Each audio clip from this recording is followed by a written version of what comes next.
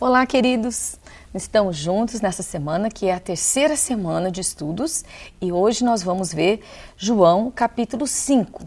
Então, separe sua Bíblia, prepare suas coisas, seu caderno de anotações, e nós vamos estudar essa semana João capítulo 5. Bom, vamos começar com a nossa dinâmica, né?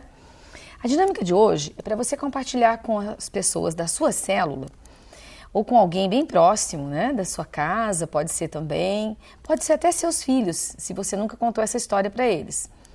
Uma vez em que você orou, né, e Deus respondeu sua oração e você foi curado.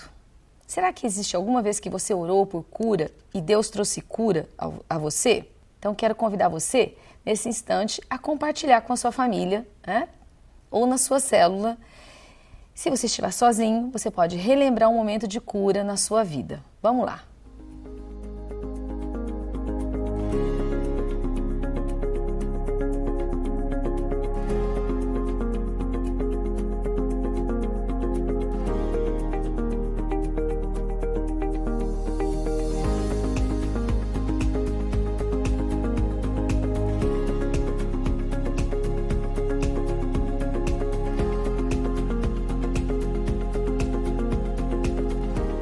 Assim que você reunir sua célula, então você compartilha essa história com todo mundo e depois eu quero convidar todo mundo a ouvir junto uma canção que fale sobre cura.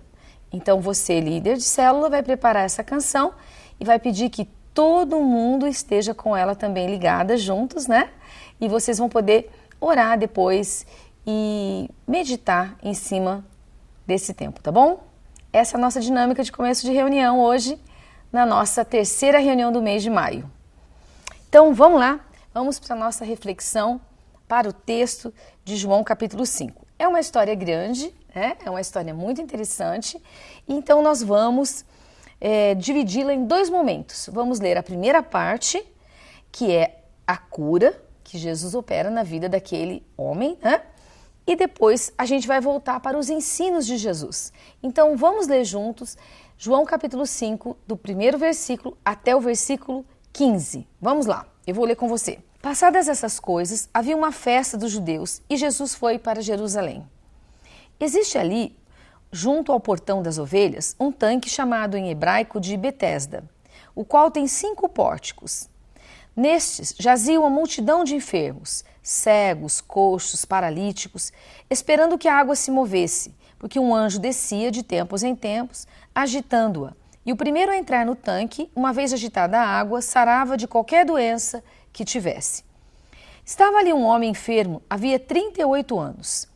Jesus, vendo-o deitado e sabendo que estava assim muito tempo, perguntou: "Você quer ser curado?" O enfermo respondeu: "Senhor, não tenho ninguém que me ponha no tanque quando a água é agitada.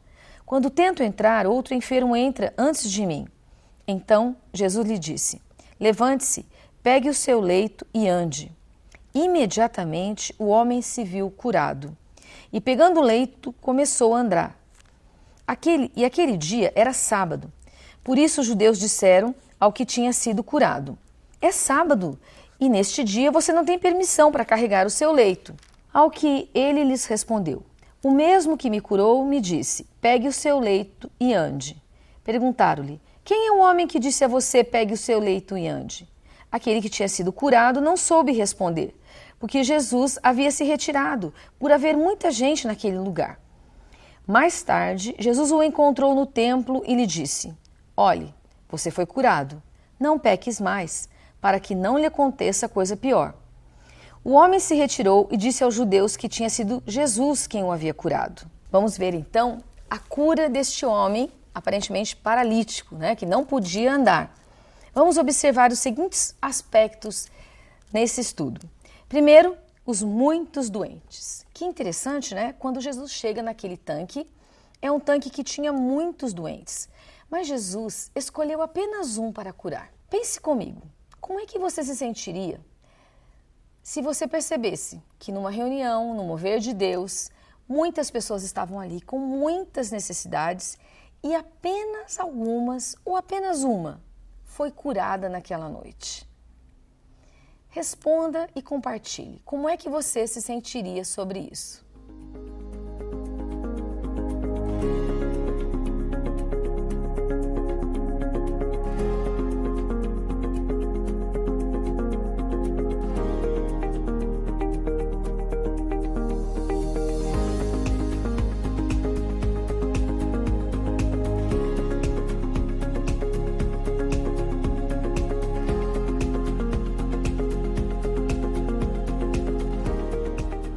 Vamos ver um próximo aspecto. Os empecilhos. As dificuldades de locomoção e exatamente aquilo que acontecia, né? Quando as águas se moviam, muitos corriam, estavam ali há muitos anos, muitas pessoas esperando ser curadas. Mas havia então ali muitas dificuldades para que isso acontecesse. Primeiro o número de pessoas, depois chegar até aquele lugar e crer naquele milagre. Então, nesse ponto, sobre os empecilhos da vida, cada um de nós reagimos de forma diferente quando nós enfrentamos dificuldades. Podemos reagir de forma positiva, podemos reagir de forma negativa. Mas a vida é feita de muitos impedimentos, de muitos empecilhos. Muitas coisas nos sucedem que trazem dificuldades, que trazem transtorno, por causa do pecado que habita no mundo. Então eu e você podemos ser surpreendidos por situações que estão ao nosso lado, no nosso dia a dia, e que vão fazer as coisas muitas vezes demorarem para acontecer na nossa vida. Então a próxima pergunta que eu tenho a você é: como você reage diante dessas dificuldades? Qual é a sua postura diante das dificuldades da vida? Você reage bem com a demora, com as coisas acontecerem na sua vida? Ou você se torna uma pessoa amargurada? Pense sobre isso. Como é que você tem reagido, por exemplo, à demora dessa pandemia passar?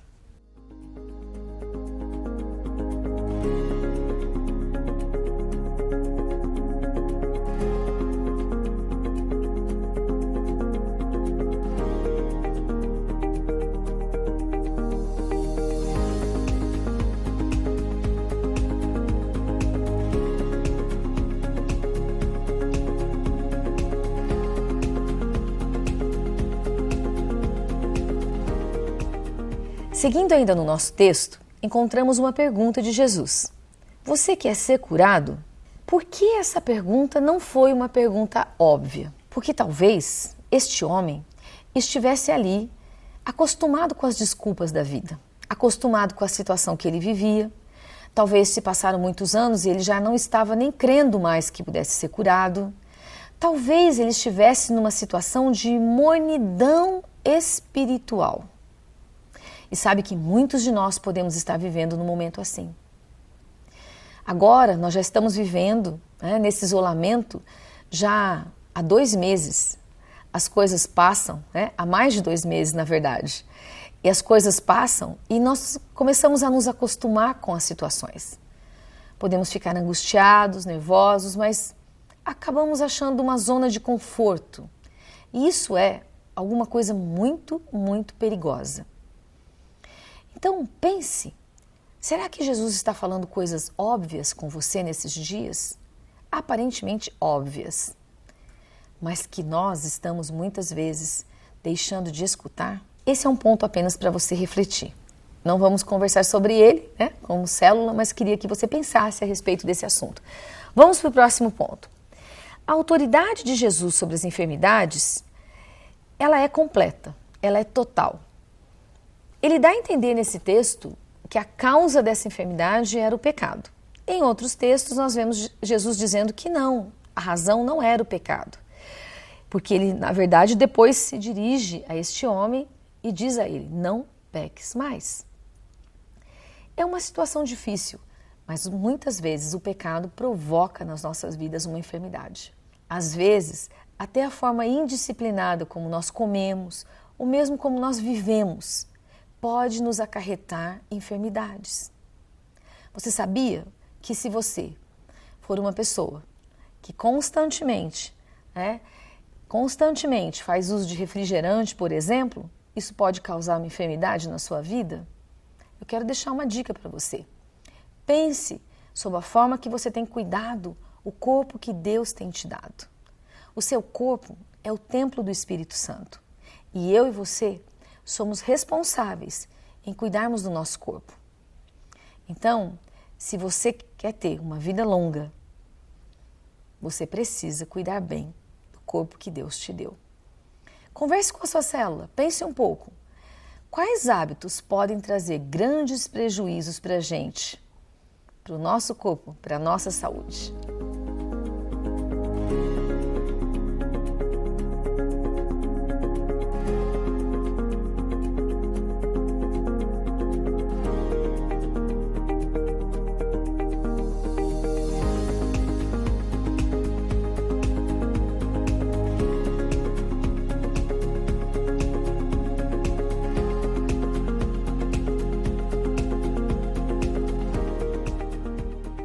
O nosso próximo ponto tem a ver com o sábado. Pensarmos sobre o sábado é uma questão bastante importante, porque há algumas religiões que nos dizem que nós temos que descansar no sábado e não fazer nada no sábado. Mas quando nós observamos o estudo como um todo sobre Jesus e o sábado, nós entendemos que Jesus é o Senhor do sábado. O sábado foi criado para o homem e não o homem por causa do sábado. Então, o sábado é um momento de descanso que todos nós precisamos ter, precisamos observar. Não necessariamente um dia em especial, mas o sábado, ele é simbolicamente o encontro do descanso que nós temos em Deus, que nós encontramos na presença de Deus. Então, é muito interessante porque Jesus curou aquele homem e mandou aquele homem carregar o seu leito. Só que ao carregar o leito, este homem encontra os fariseus. E os fariseus logo questionam esse homem. Por que você está carregando esse leito? Você não pode fazer nenhum trabalho durante o sábado. No entanto, se uma ovelha, um animal estivesse morrendo, esse animal deveria ser salvo. Então Jesus muitas vezes questionou os fariseus por que ele não poderia curar uma pessoa no sábado, se aquela pessoa valia para Deus muito mais do que um pequeno animal. E precisava ser salva, precisava encontrar restauração, precisava ser curada. Então, nisso nós entendemos que Deus tem toda a liberdade de agir em qualquer dia da nossa vida. E assim Ele nos ensina que nós podemos agir em Seu nome, operando o que Ele deseja que a gente opere durante o sábado. Mas é uma questão bem interessante. Então eu deixo para você mais algumas passagens para que você leia e compreenda todo o contexto a respeito do sábado. E elas são Mateus 12, do versículo 2 a 8, e Marcos 2, o versículo 27. Dê uma estudadinha nessas passagens porque elas vão complementar esse estudo aqui. E vamos a seguir para o aviso de Jesus sobre não pecar. Como nós comentamos, essa era uma enfermidade que estava ligada a algum pecado que ele teve. E nós devemos pensar, então, sobre como estamos cuidando do nosso corpo. Já meditamos sobre isso? Guarde isso em seu coração e deixe o Espírito Santo falar com você. Vamos para a segunda parte do nosso estudo. Os ensinos de Jesus. É a nossa próxima parte desse capítulo. E é muito interessante, porque embora seja longo, ele é o diálogo de Jesus com os fariseus. E é muito interessante, do versículo 16 ao 47. E eu quero fazer essa leitura com você agora, então. Vamos seguir. E por isso os judeus perseguiam Jesus, porque ele fazia essas coisas no sábado. Mas Jesus lhes disse: meu pai trabalha até agora, e eu trabalho também. Por isso os judeus cada vez mais queriam matá-lo, porque além de desrespeitar o sábado, também dizia que Deus era seu próprio pai, fazendo-se igual a Deus. Então, Jesus lhes disse: em verdade lhes digo, que o filho nada pode fazer por si mesmo, senão somente aquilo que vê o pai fazer. Porque tudo o que este fizer, o filho também faz. Porque o pai ama o filho e lhe mostra tudo o que faz. E maiores obras do que estas lhes mostrará, para que vocês fiquem maravilhados. Pois assim como o Pai ressuscita e vivifica os mortos, assim também o Filho vivifica aqueles a quem quer. E o Pai não julga ninguém, mas confiou todo o julgamento ao Filho, para que todos honrem o Filho, assim como honram o Pai. Quem não honra o Filho, não honra o Pai que o enviou. Verso 24. Em verdade vos digo, quem ouve a minha palavra e crê naquele que me enviou tem a vida eterna e não entra em juízo, mas passou da morte para a vida. Em verdade lhes digo que vem a hora, e já chegou, em que os mortos ouvirão a voz do Filho de Deus, e os que a ouvirem viverão. Porque assim como o Pai tem a vida em si mesmo, também concedeu ao Filho ter a vida em si mesmo, e lhe deu autoridade para julgar, porque é o Filho do homem. Não fiquem maravilhados com isto, porque vem a hora em que todos os que se acham nos túmulos ouvirão a voz dele e sairão. E os que tiverem feito o bem para a ressurreição da vida, e os que tiverem praticado o mal para a ressurreição do juízo. Eu nada posso fazer por mim mesmo. Assim como ouço, julgo. O meu juízo é justo, porque não procuro a minha própria vontade, e sim a daquele que me enviou. Se dou testemunho a respeito de mim mesmo, o meu testemunho não é verdadeiro. O outro é o que dá testemunho a respeito de mim, e sei que o testemunho que ele dá a respeito de mim é verdadeiro. Vocês mandaram mensageiros a João, e ele deu testemunho da verdade.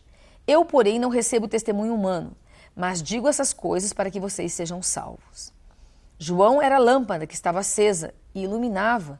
Por algum tempo, vocês quiseram se alegrar na sua luz, mas eu tenho maior testemunho que o de João, porque as obras que o Pai me confiou, para que eu as realizasse, essas eu faço testemunho a meu respeito de que o Pai me enviou.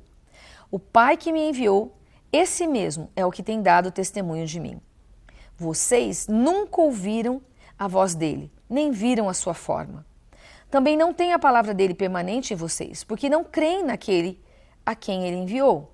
Vocês examinam as Escrituras porque julgam ter nelas a vida eterna, e são elas mesmas que testificam de mim. Contudo, vocês não querem vir a mim para ter vida. Eu não aceito a glória que vem de pessoas. Sei, entretanto, que vocês não têm o amor de Deus em vocês. Eu vim em nome do Pai, e vocês não me recebem. Se outro vier em seu próprio nome, vocês certamente receberão. Como podem crer vocês que aceitam a glória uns dos outros e não procuram a glória que vem do Deus único?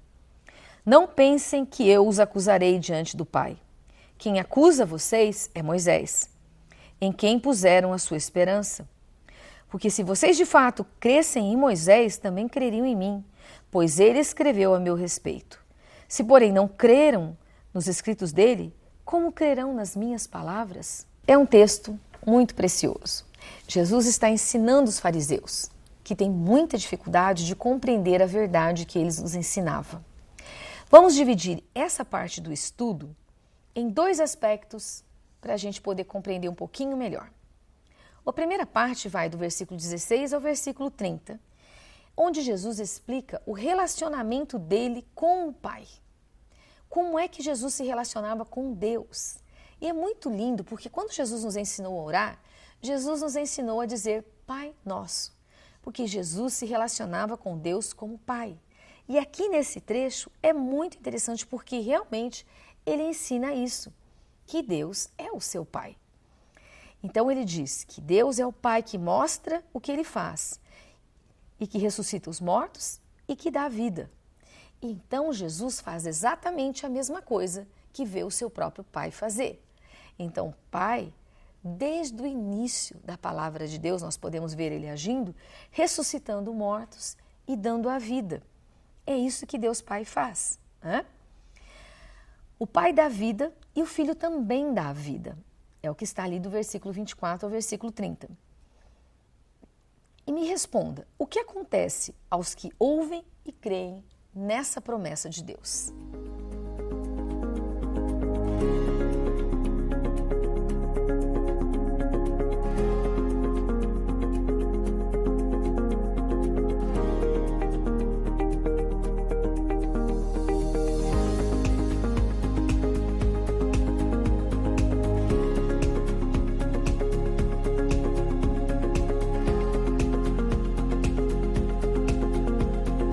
Agora vamos para a segunda parte. A segunda parte são os testemunhos sobre Jesus, do versículo 31 ao 47. Nessa parte, nós vemos Jesus falando sobre o testemunho pessoal dele, né? O testemunho de João Batista a respeito dele, o testemunho do próprio Pai a respeito dele. E eu quero deixar uma pergunta a você. De que forma o Pai testemunha sobre Jesus?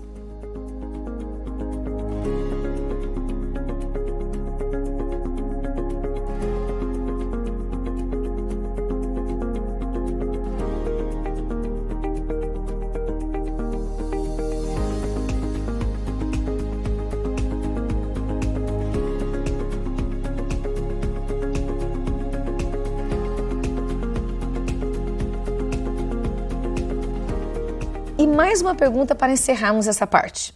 Como Moisés acusa os líderes religiosos? Sendo que Moisés não estava ali com eles, como é que Moisés acusava os líderes daquela época? Eu quero que você vá para Deuteronômio 18, versículo 15 e 18, Gênesis 3, 15, Atos 10, 42 e 43. Confira e veja as respostas que estão ali também.